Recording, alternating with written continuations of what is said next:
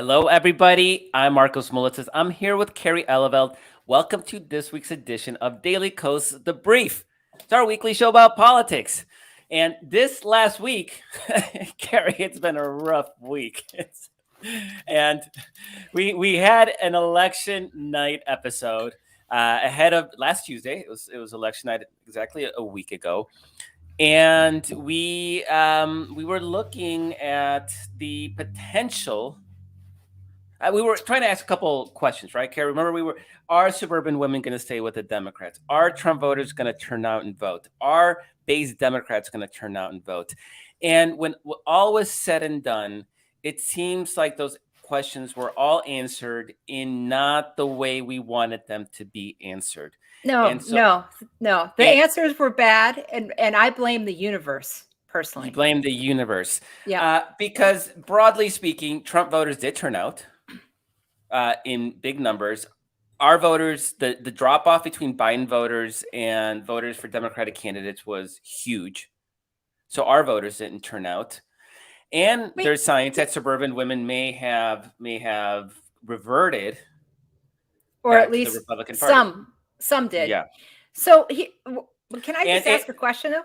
Before you do, I'm just going to quickly say that in today's show, we're going to bring on two very noted experts to talk about the result and what that means for 2022. That's going to be Drew Linzer. He is the chief data officer at Civiqs. He built his entire polling operations part of Daily Kos. And we have some insight into what the electorate looks like now, and hopefully maybe even some ideas of what might flip the electorate back in the Democrats' direction over the next year. We also have David Nir. He is Daily Kos political director. He's in charge of our down ballot, that is congressional and state level electoral coverage. And so obviously this is right in his bailiwick. So we're going to have those guys come on in a couple of minutes. Now, Carrie, you can ask your question. Yeah, just to clarify. So you're talking about, not as many Democratic voters coming out compared to what Biden drew out. But if you compare McAuliffe Summers to Ralph Northam in 2017, he improved the numbers by about 200,000 votes, roughly. And the problem is that Glenn Youngkin, improved on Ed Gillespie's vote count by, I think, around 550,000 votes.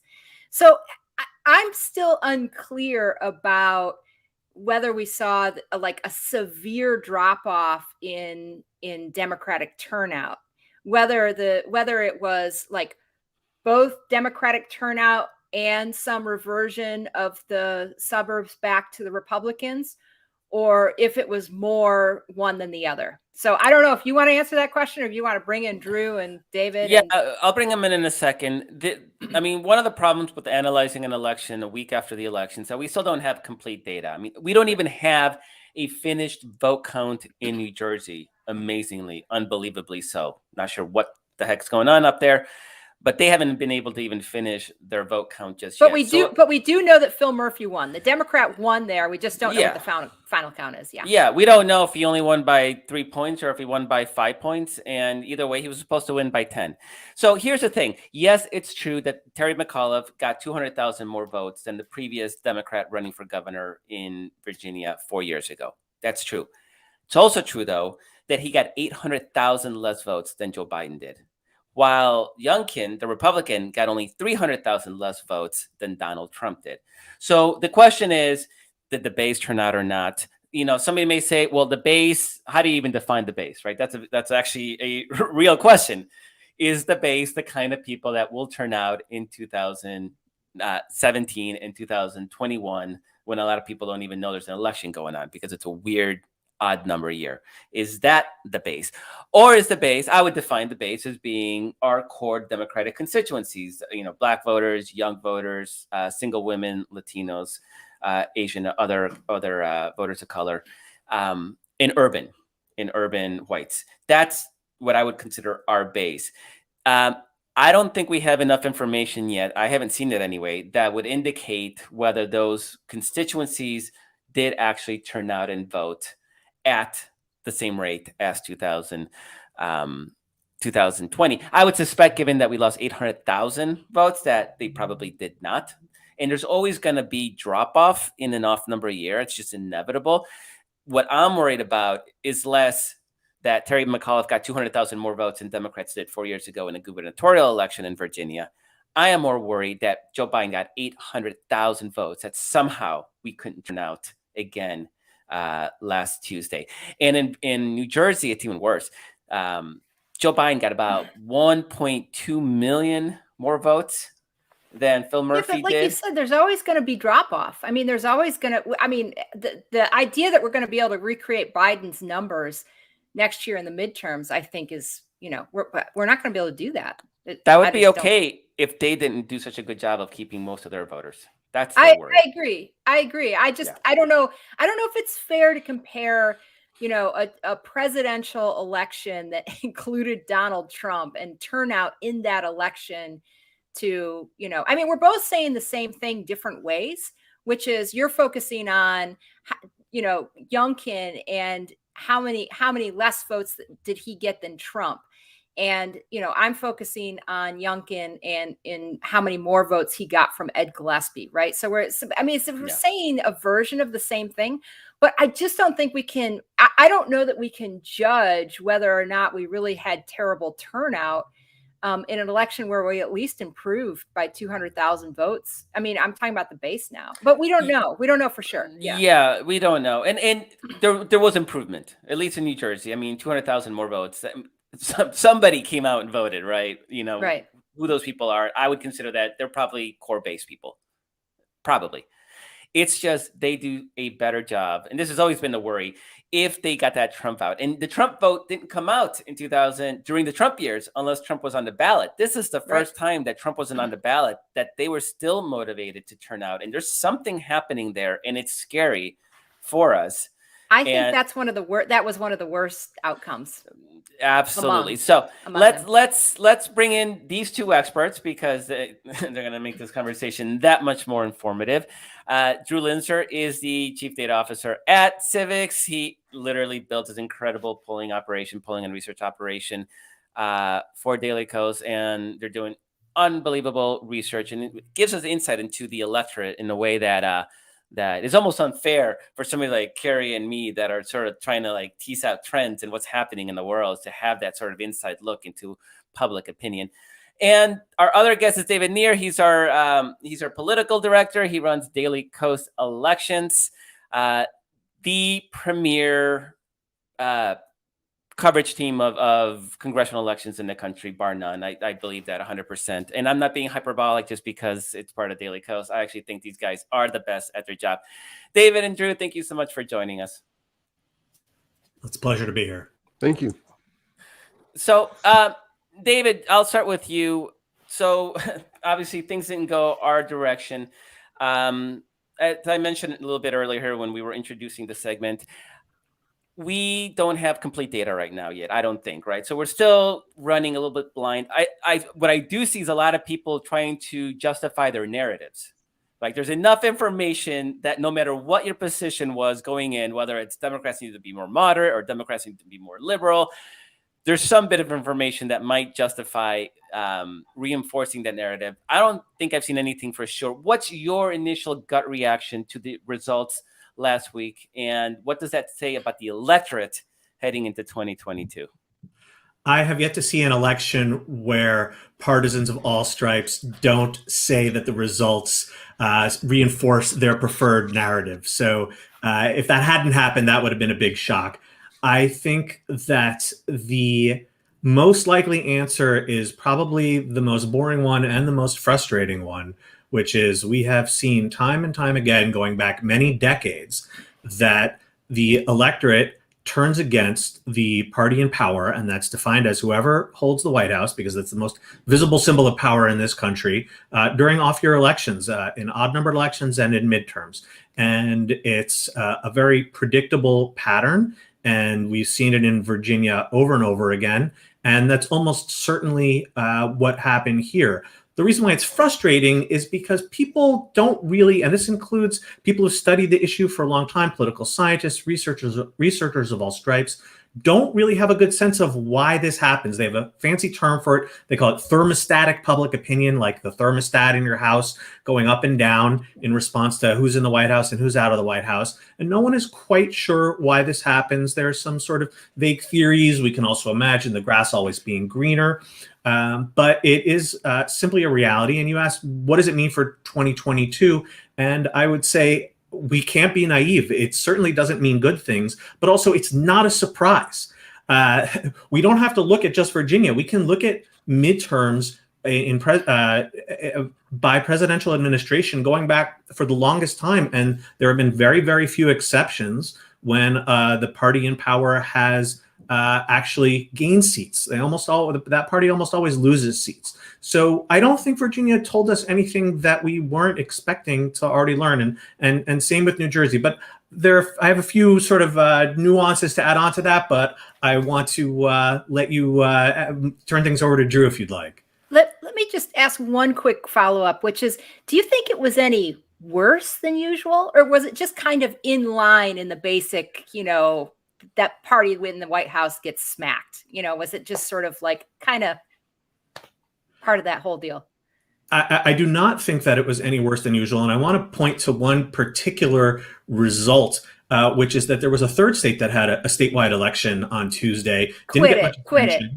That's not true. For real, Pennsylvania had a race for the state Supreme Court, and those are partisan races where you have a Democrat on the ballot and a Republican on the ballot. They're identified that way. It's not some obscure, weird judicial candidates. You don't know what their ideology is.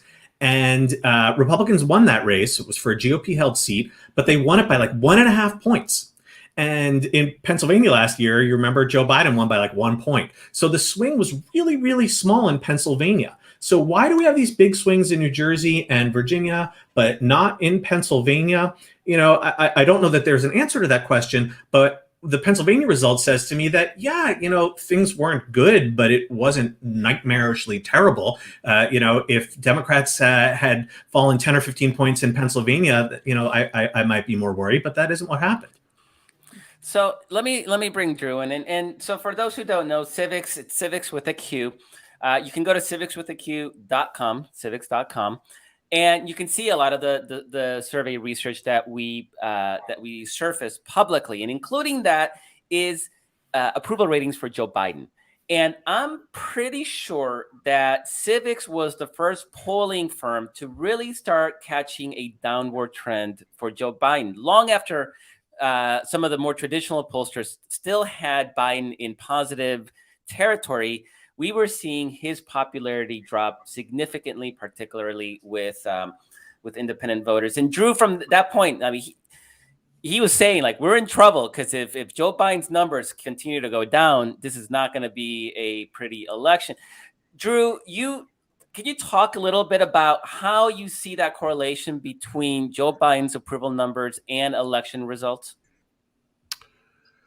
Yeah, it's not good, and I hate to be the person who has to be the bearer of bad news in this case, but Joe Biden's approval rating has been gradually falling for months now, 1 week after another. It just keeps dropping bit by bit, and the lower it goes, the worse Democrats are poised to do in the next election. We have seen independents moving strongly away from Joe Biden, from being net positive on his approval when he took office to quite a bit negative. And young people are really moving away from Joe Biden, as are to a certain extent now people of color, voters of color. This doesn't have to happen. There are reasons for it, and we've been doing polling to try to understand why this is happening. But the descriptive trend that Joe Biden's job approval rating is down, it's clear, and it does not mean good things for Democrats' 2022 election chances. Well, there's the obvious follow-up there.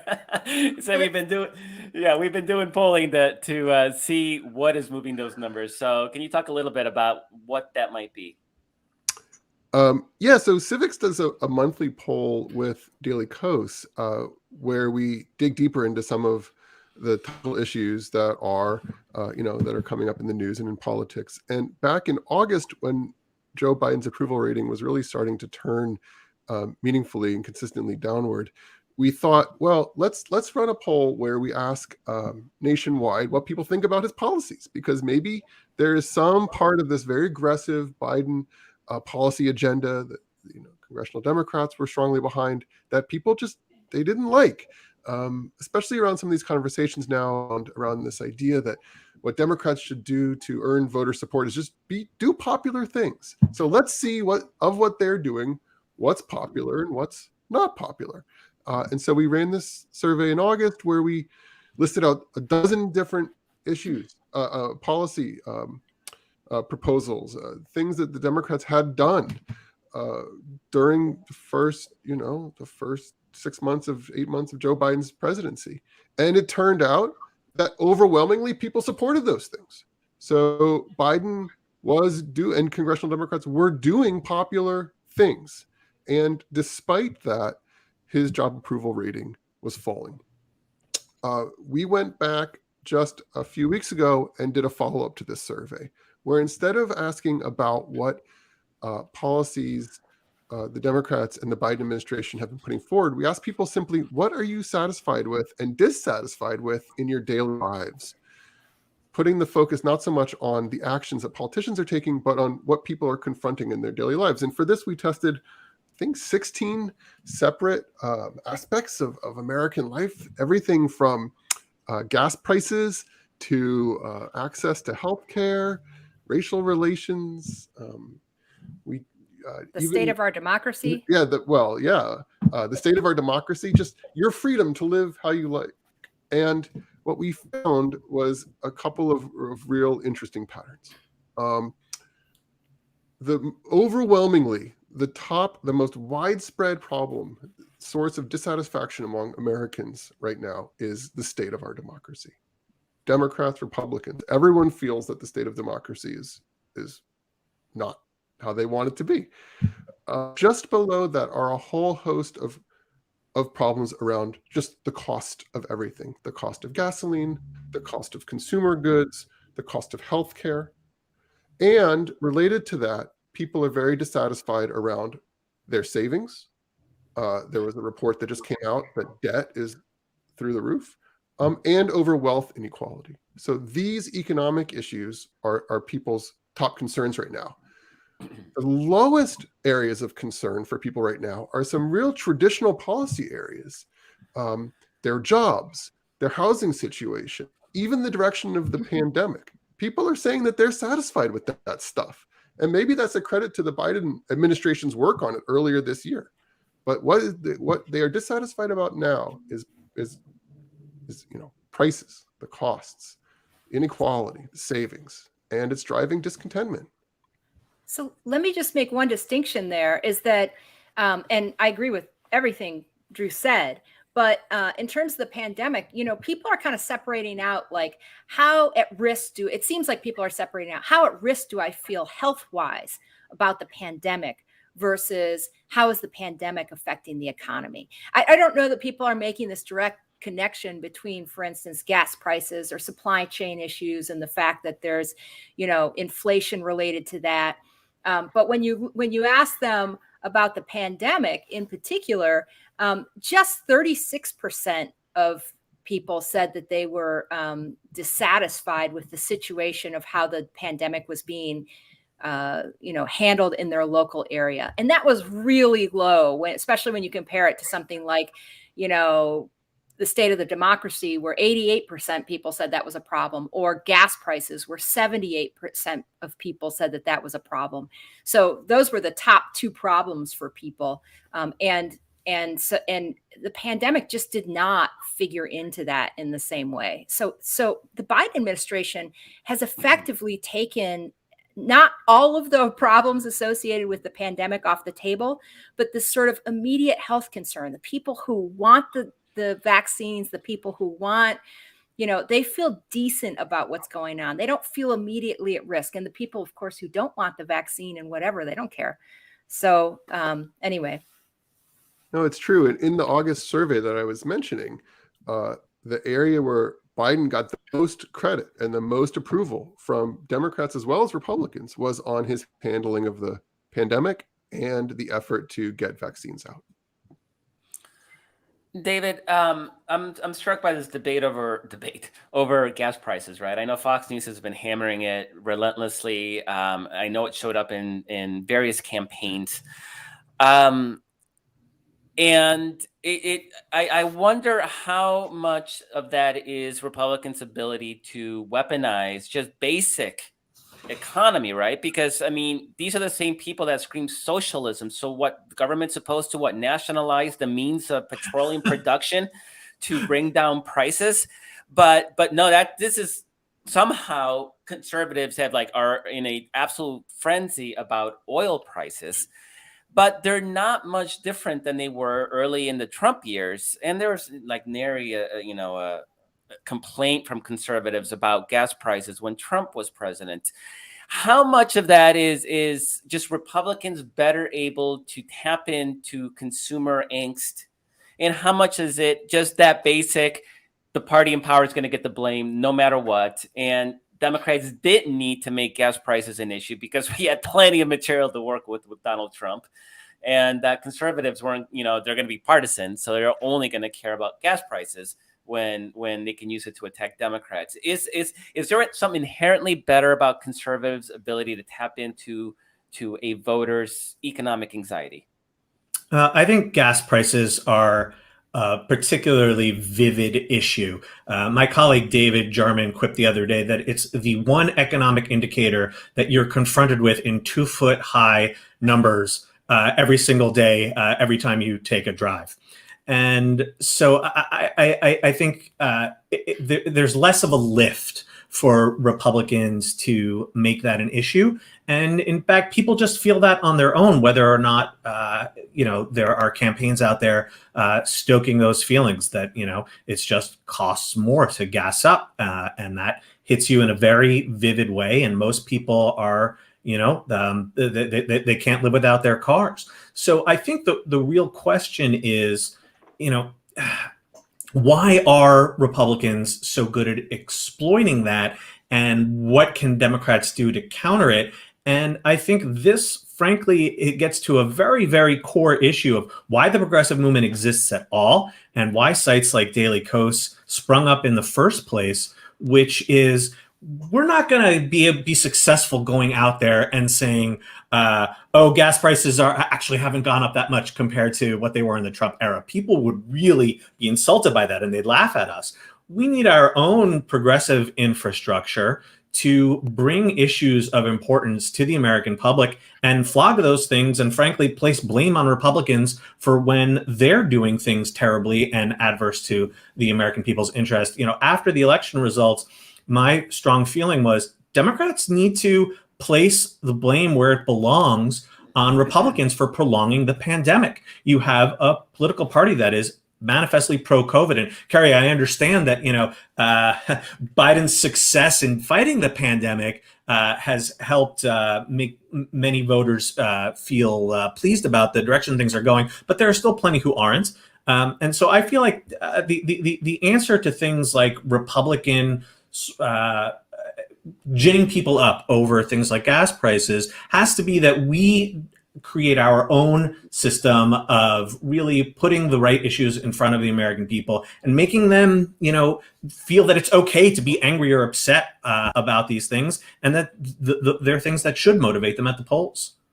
Yeah, I did not mean to suggest that Democrats shouldn't be running on that. I feel like it kind of faded. It faded as an issue for people. And instead of Democrats being like, we did this and we did it without any Republican help, voters kind of weren't reminded of that. And, we all know that Republicans are particularly good. They have like this special rage DNA thing that Democrats don't seem to be able to tap into quite as easily. But, another issue that I wanted to ask about was education and whether or not, obviously there was critical race theory became a big thing on the right. And as far as I can tell, the Republican takeaway is we need to run on critical race theory in education. Okay. I see a lot of flaws in that, but I wanted to hear, from both, from a macro level from Drew, but also what you took away, David, at a more micro level about how education really played out in Virginia, and whether or not, what Democrats can do about that. Yeah, you can start with Drew on that macro level. Okay, sorry, Drew. Yeah. Yeah, well, we included an item in this last survey, testing if people are satisfied or dissatisfied with, as we put it, the quality of education and what is being taught in your local schools. And we found 58% of people saying that they were dissatisfied, with that 16% satisfied. When you get a number that's as low as 16% satisfied, then this isn't just Republicans acting upset about what they perceive to be the teaching of critical race theory. So there's something there, but it's tied in with cultural perspectives that that materialize in other ways. They materialize in attitudes around race, in terms of, just as we mentioned a moment ago, what democracy in America is right now and how people are unhappy about that.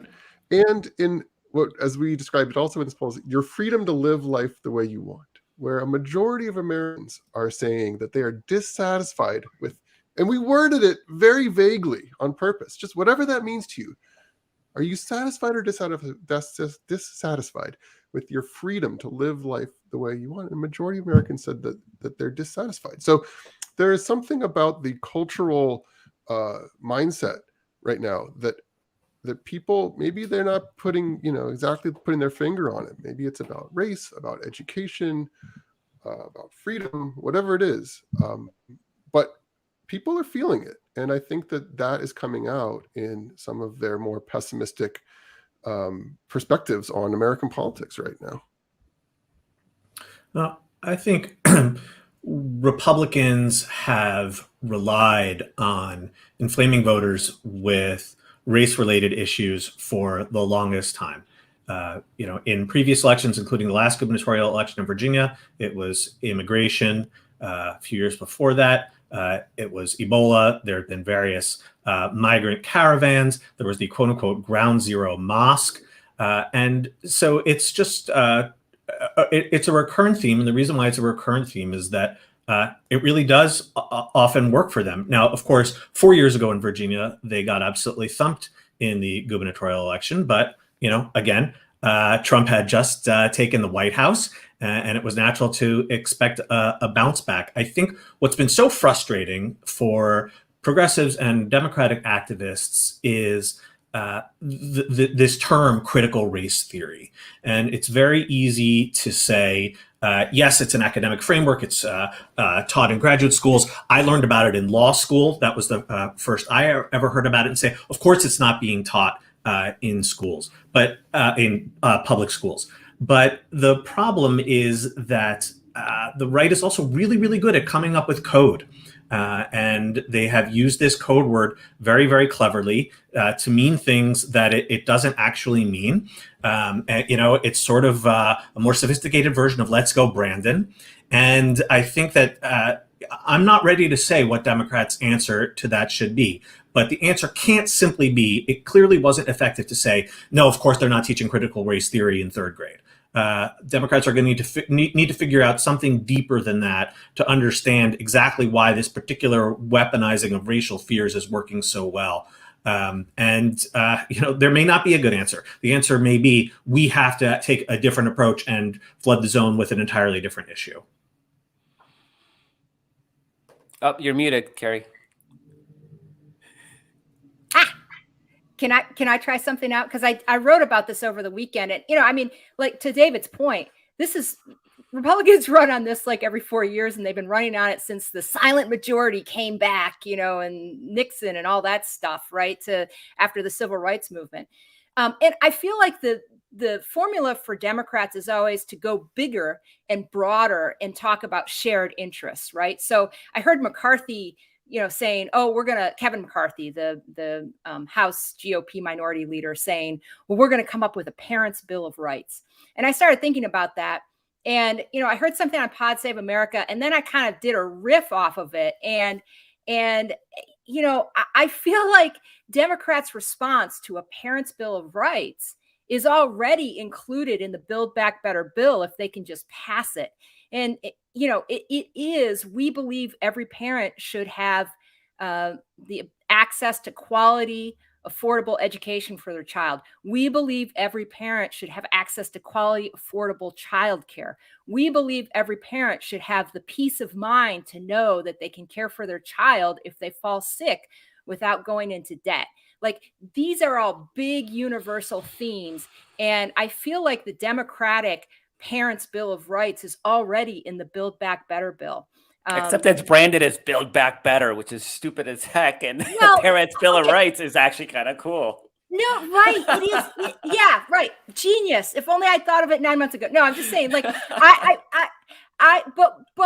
it is for every House candidate, they get to sell the parts of that bill that they want to sell, that they feel are like most relevant to their constituencies. So even though this has been kind of a messaging disaster nationally, locally, people can pick out the parts of that bill that they like, and they can go after it. And if the education is going to be the issue, well, then, yeah, Democrats have a Parents' Bill of Rights in that bill.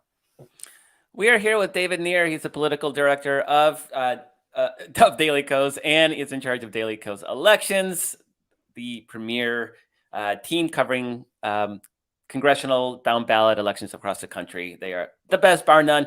We also have Drew Linzer. He is the chief data officer at Civiqs. I don't know why I'm stumbling over my own company's departments. I'm just so excited to have him on here. Drew is in charge of Civiqs with a Q. You can check out civiqs.com and see a lot of this research. And what's different about what Civiqs does than any other pollsters, we poll daily. So we can actually track what actually moves public opinion. And that's why we've been seeing sort of Joe Biden sort of trailing off in the polls long before other pollsters had picked up that trend. So this question about education is actually really, I think, critical to 2022 because Republicans were losing ground in the suburbs, and Democrats had historically had an advantage on education. If you look at gubernatorial elections in 2019 in Kentucky and Louisiana, two incredibly red states at the federal level, Democrats won those races, those governor races, running on a platform heavy on education. And so Republicans have historically been very good at sort of looking at what advantages Democrats have and just crushing them. And so this critical race theory nonsense, and again, we just talked about how calling it nonsense is probably not the best response to it, but for the sake of this conversation, it is nonsense. That nonsense actually has had the double sort of impact of both clawing back some of the support they were losing in the suburbs, and also in undermining a critically important Democratic issue advantage, just broadly speaking. And that's incredibly dangerous. Drew, when you're looking, go ahead, Carrie. Can I just make one clarification? I would be careful about saying that it was all about critical race theory.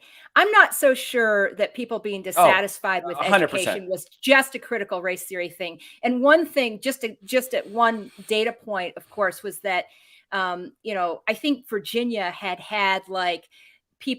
people out of school, had closed down schools, and had been very aggressive about that during the pandemic. And I think they were like 7th in the nation, had the 7th longest, or something close to that. They were in the top 10 of how many days were missed by kids. And I think there was a lot of parental anger over that, even though it was done with the best of intentions. So I think that could have played in. Anyway, I just wanted to, I don't want people to walk away and think critical race theory was the only thing.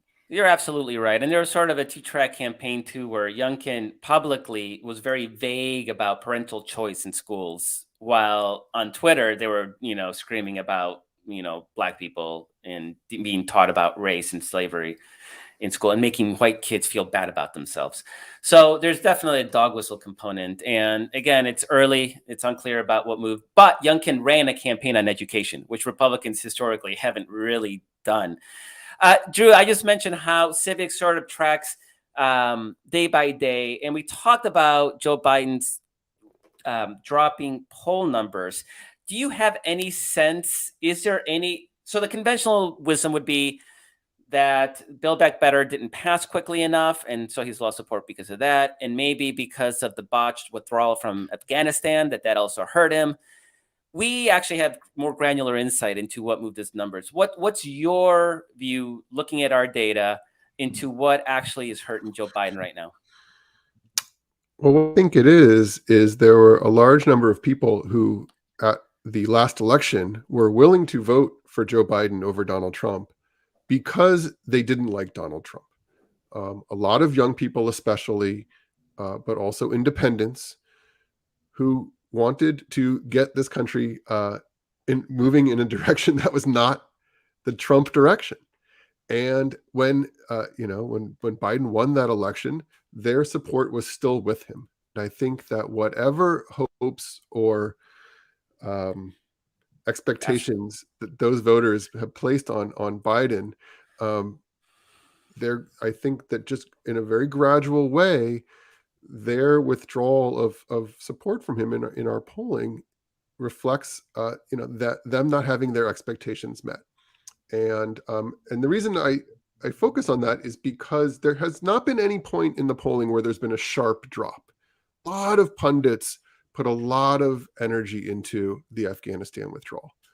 Well, we're like you said, we're polling every day. If there was going to be a sharp change in opinion in response to that one event, we would have seen it as a sharp change in opinion, and it wasn't there. We do occasionally see sharp changes in opinion on certain issues around major events.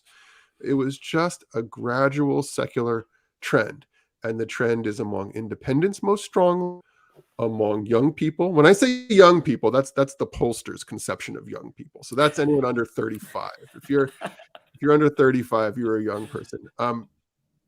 So people under 35 who voted for Biden, initially supported him, and are now saying that they're not happy, or at least that they're neither happy nor unhappy. They're indifferent. They're not willing to commit to saying they're unhappy. They're just not approving.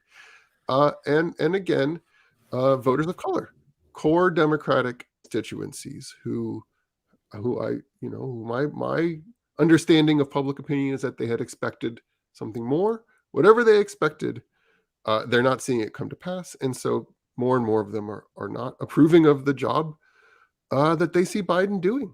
And I think the way to put a positive spin on this is that because the trend has been gradual, presumably, if the Biden administration and congressional Democrats can change course, start addressing the current problems that people are facing, and focus on what people's needs are right now, they might win some of those folks back. We know exactly who they are, and we can find out, or even just look back, see what those voters' priorities and interests are. Cancel student debt. Cancel student debt. I think I actually don't think that's one of the major ones, although that is one of them. Voters very concerned about issues of the environment, and climate change is a major one. And justice related issues. There's a path there. Yeah, I just want to say that it is true that approval rating, it started to part ways. Disapproval and approval started to part ways right around the beginning of May. So it was a slow, gradual thing. It was just to give people a sense of how long that took and how long before the Afghanistan withdrawal it started. That's right. Yeah, absolutely. David, I think one of the stories that came out of last Tuesday is that the two major elections, in fact, probably all three, including Pennsylvania, Trump really was not a factor, in the sense that the Republicans really kept him at arm's length. Right? Trump wouldn't care about a state Supreme Court election, so clearly he wasn't playing there. Youngkin was like paranoid about Trump showing up, right? Like they were doing everything to keep him out of the state. And New Jersey didn't seem to be competitive, so the Republican candidate there ran an explicitly never Trumper type campaign, and he is a never Trumper. So there was a bit of a if it was an experiment, unfortunately, we don't have a control group. We don't have the full Trump state that we could point to and compare, right? All we have is a bunch of moderate states to liberal states where Republicans ran the way you run in a moderate to liberal state, which is moderately keeping Trump at arm's length. Kerry has been on this beat really, really, really hard. This idea that Republicans can't avoid that next year. Like Trump will be a factor. Do we have any sense at all? Like, what's your take on this? Like, Trump is a factor next year. Can Republicans keep their distance? Are they going to be able to? Should they? Should they not? Trump's going to loom large no matter what. Like, what's your take on that? I agree. And one thing I want to emphasize before getting into 2022, you mentioned a few minutes ago about Louisiana and Kentucky in 2019. It's really important to remember that gubernatorial elections and elections for state office still show much more elasticity than elections for federal office. There are far more Republican governors in blue states and Democratic governors in red states than there are Democratic senators in red states and Republican senators in blue states. And so that's very important to bear in mind, that there's just more fluidity and flexibility in the way that these elections go down. And next year, we should probably see a return. There's every reason to believe we'll see a return to the normal kinds of partisan polarization that we have in federal elections. And to your point about, and Kerry's point about how will Trump loom over the race, we've already seen it even in looking back toward 2021 and even today. And what am I talking about? Well, just today, the GOP's prize recruit for the Senate in New Hampshire was Governor Chris Sununu. And McConnell had tried recruiting him desperately all year long, and Rick Scott, who's chair of the NRSC, and Sununu played this game with them for months and months and months. And now, finally, in November, he announced today that he's not going to run against Democratic Senator Maggie Hassan, who's one of the most vulnerable Democrats, up next year. And I'm speculating in part here, but I can say this for a fact. Sununu's running for re-election as governor next year. Trump's not going to care about that race. However, Trump had already said that this crazy retired general, Don Bolduc, who's already running for Senate and tried running for Senate 2 years ago, that he loves him, he's a great candidate, etc. So Sununu was almost certainly going to face Trump shitting on him next year, running against this crazy guy Bolduc. And we've seen that happen over and over again. It happened in Georgia with Trump embracing Herschel Walker. The GOP has really had a hard time getting their top recruits. And even when they have had good recruits, they're still facing primaries from less than stellar candidates.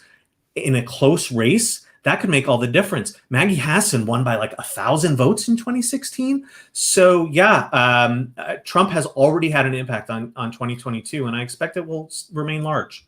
I mean, what was interesting about Sununu too, just really quickly, is that he didn't just say no, thank you. I'm gonna stay with governor. Like he decided to shit all over the Senate on McConnell. It was like scorched earth. It was bizarre. It was delicious. I enjoyed it thoroughly. Go ahead, Kerry. Sorry. It was so delicious, and he said. He would rather stay governor of New Hampshire and start, and keep getting wins for the people of New Hampshire instead of slowing down, ending up on Capitol Hill and debating partisan politics without results. And I thought debating partisan politics without results is like the perfect brand for McConnell in the Senate. Like there's no one who is better at getting no results and, debating partisan politics. He's just,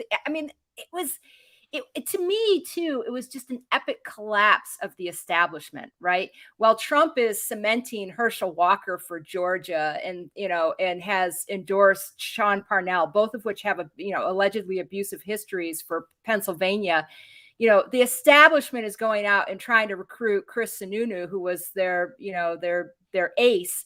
And the people who are like sane-ish Republicans are like, I don't want it. Yep. Drew, is there anything in the polling that could speak to a Trump effect, or can you even ask a question that might sort of get at that? It seems it'd be difficult, but I don't know if you have any ideas. This takes me to another bad place, I'm afraid. Because even though Trump is out of office, we've continued to track his favorable ratings, not his job approval rating anymore. He doesn't have the job, but his favorable ratings. And I can just tell you that his favorable ratings are as strong as ever. There's been no more than a couple point wiggle here or there. And though even then it's only among independents. So if anyone was hoping that Trump would leave office and Americans would not feel that they had to express support for him anymore in the polls, that has not happened. And he still commands support out there that I think, in certain corners of his base, and really at least a third of this country is as strong as it ever was. But is the Trump effect really about supporting Trump, or is it about mobilizing Democrats to turn and vote, right? Civiqs, whatever, Jack, the Republican candidate in New Jersey, was very clearly, nobody was going to confuse him for a Trump acolyte. Youngkin went out of his way to affirmatively distance himself from Trump, and whoever kept Trump out of Virginia for the Republicans, like they did God's work, because it saved them, I think, that election. The question is, yeah, it did Satan's work. Is there any sense of what a Trump-backed candidate that you can literally run as, this is Trump's picked person, what kind of effect that might have on the polls or in turnout, or is that just really hard to gauge in the polling? There's just been no change. So I think that if you want to extrapolate from 2020, go ahead. People who liked him in 2020 still like him, and people who don't like him or didn't like him then don't like him now. And if you're the Republican Party and you can bank Trump votes in some of these states, especially when we're talking about some people who don't like the Republican Party, they are voting, they're conservatives, but they say that they don't like the Republican Party, but they like Trump. And if the Republicans can bank those votes and add to them by running a candidate who maybe doesn't seem quite so Trumpy and can appeal to a broader coalition, I just, I hope then that Democrats are able to mobilize against that. And, perhaps Democrats can. But what Democrats are up against, I think, is very clear. David, do you have any thoughts on that? Because that's terrifying.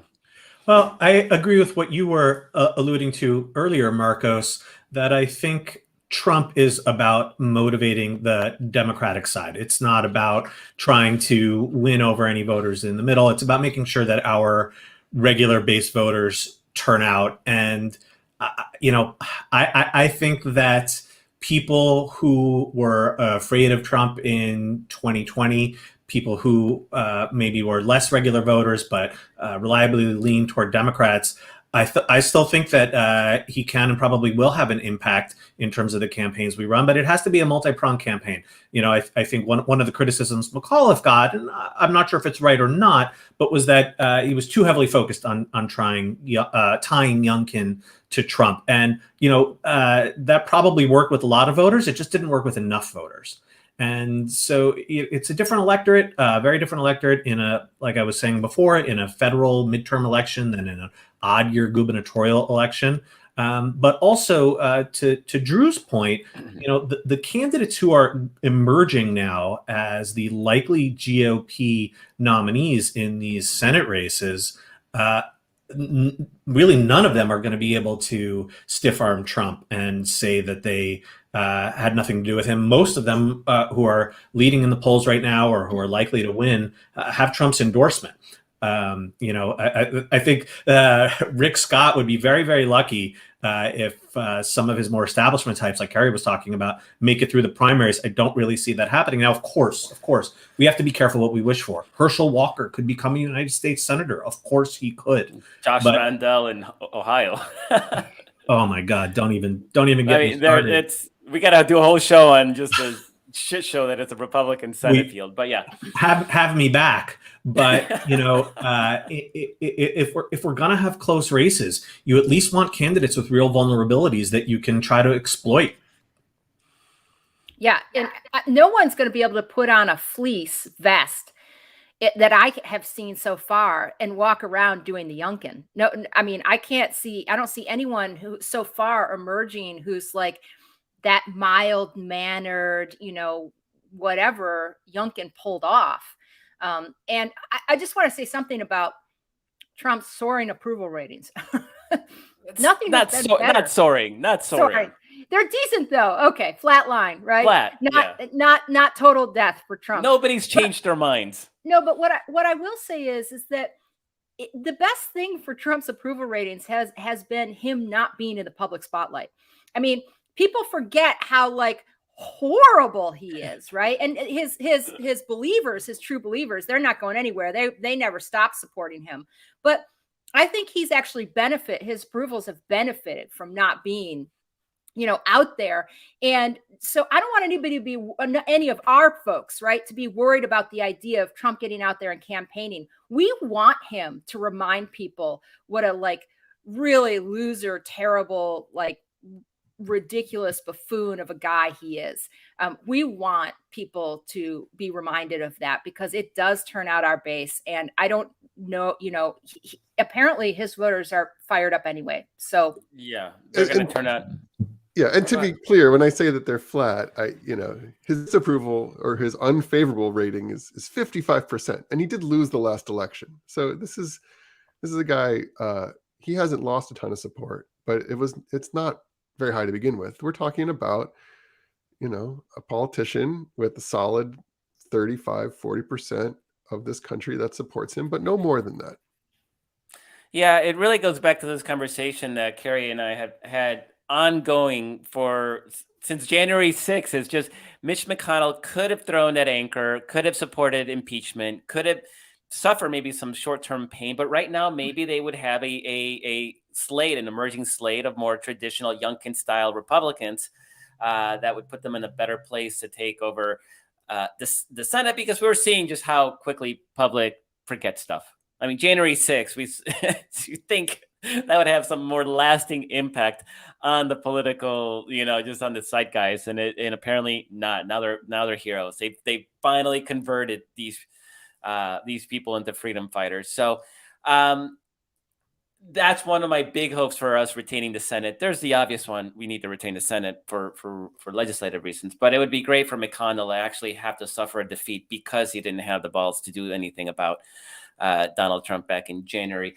6th. So we're actually running close to concluding time. So I actually want to shift really quickly, David and Drew, do you have any thoughts on what Democrats could do to turn things around and retain control of Congress next year? I'll start with Drew.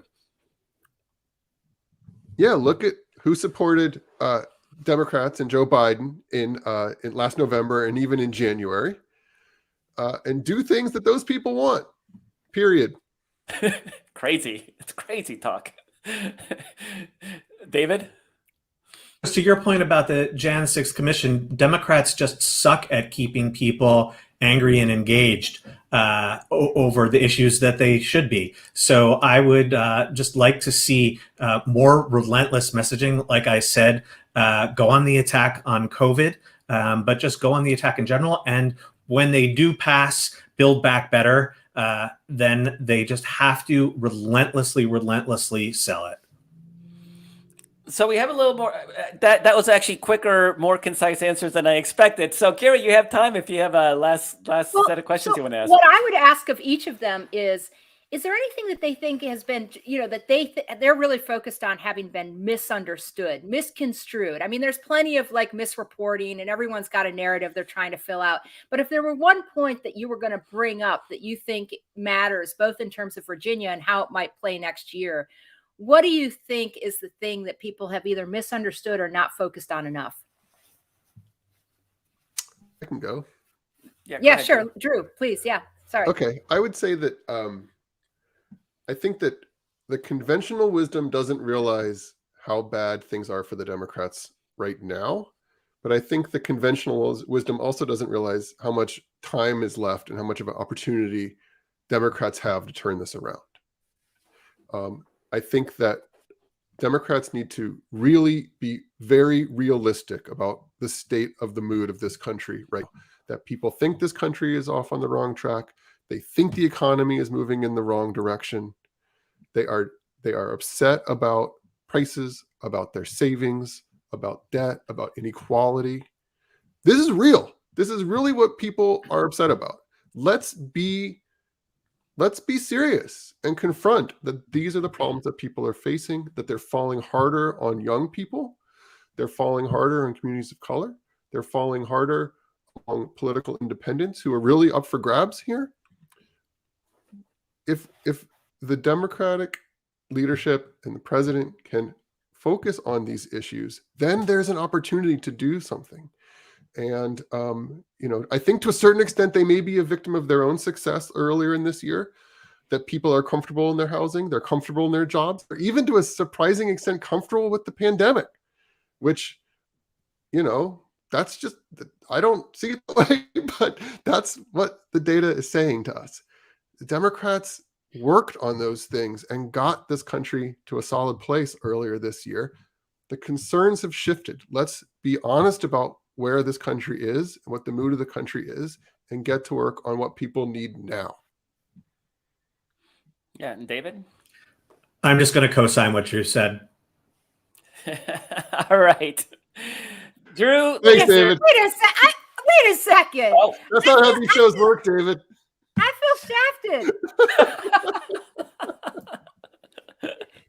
You'll have to have me back on another time then. Oh, God. Drew Linzer is Chief Data Scientist at Civiqs.com, Civiqs with a Q.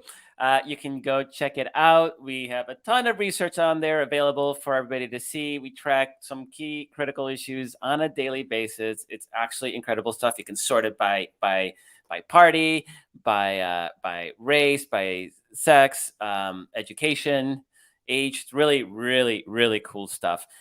David Nir is Daily Kos Political Director. He's in charge of Daily Kos Elections, the nation's top coverage team for down ballot election coverage. Thank you both so much for joining us. Such a pleasure. Thank you. Thank you. Carrie, do you feel more hopeful about next year, or there's always been this sort of realism, at least the way I've always talked about it. I keep talking about how the average midterm first midterm election of the party in the White House loses an average of 30 some seats in the House. I mean, it is the reality. And we've always sort of offset that with, well, Trump might, negate some of that because people aren't so focused on the incumbent if the ex-president is sitting there mucking around trying to make the election about himself. Mm-hmm. So we just saw an election that last week, and I mean, David made an excellent point about how gubernatorial elections are a different beast. And, nobody looked at Democrats winning Kentucky and Louisiana in 2019 and thought, oh, Democrats might win it. Joe Biden might win that in 2020. I mean, it's a different thing. So we don't want to forget that. That's an excellent point. But we did see an election where Donald Trump wasn't the factor. Because the Republicans did a good job of sort of distancing themselves. And we saw what happens in a midterm election, off-year election with the party in the White House, which is you lose because people aren't happy. There's still a hope that next year is going to be a little different. Yeah, absolutely. I have hope. I mean, first of all, it's not my nature not to have hope. But, I think, look, are we facing really strong headwinds in the House? For sure. The Senate seems a little bit brighter for me. Not like no problem, but like there's real reason to hope in the Senate. And I'm convinced that the atmospherics could, a year is a long, it's like a lifetime in politics. So long.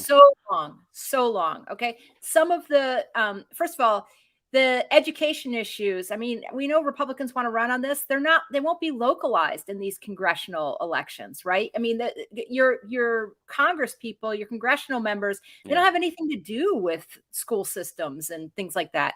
So that's one thing.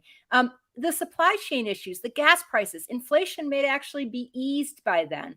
I think, Democrats, if they pass the Build Back Better bill, will have at least, a good solid 6 months to figure out how to sell that thing in their districts. And then they can start really pounding it home. And we have to remember that there are things that, Democrats right now, because they've been kind of bickering among themselves, trying to get this really difficult piece of legislation through, have left on the table. There's record job growth right now. It's not perfect. We haven't gained back every job, but President Biden has put on record job growth. The stocks market is really doing well. Trump always used to say, how's your 401k? Well, you know what? People's 401k right now is way better than it was under Trump, under Joe Biden. And on top of that, the pandemic's receding, and hopefully it will have receded more. Some of the anger over the schools being closed will have dissipated by then. Fingers crossed, right? I don't want to jinx anything, but there's reason to believe that the atmospherics could be a lot better for Democrats next year, and that they have agency to help make it better too. Yeah, that's a great way to close out this show. Thank you, Carrie, so much. Thanks to David Nir. He's the Daily Kos political director, and Drew Linzer. He is Civiqs Chief Data Officer, civiqs.com. Thanks to Walter Einenkel for producing the show. And thanks you for listening, watching the show. Please like, follow, subscribe, whatever your app of choice asks you to do. Please do that. You can also check us out at Twitter, at Daily Kos, or at dailykos.com. Thank you so much. See you next week.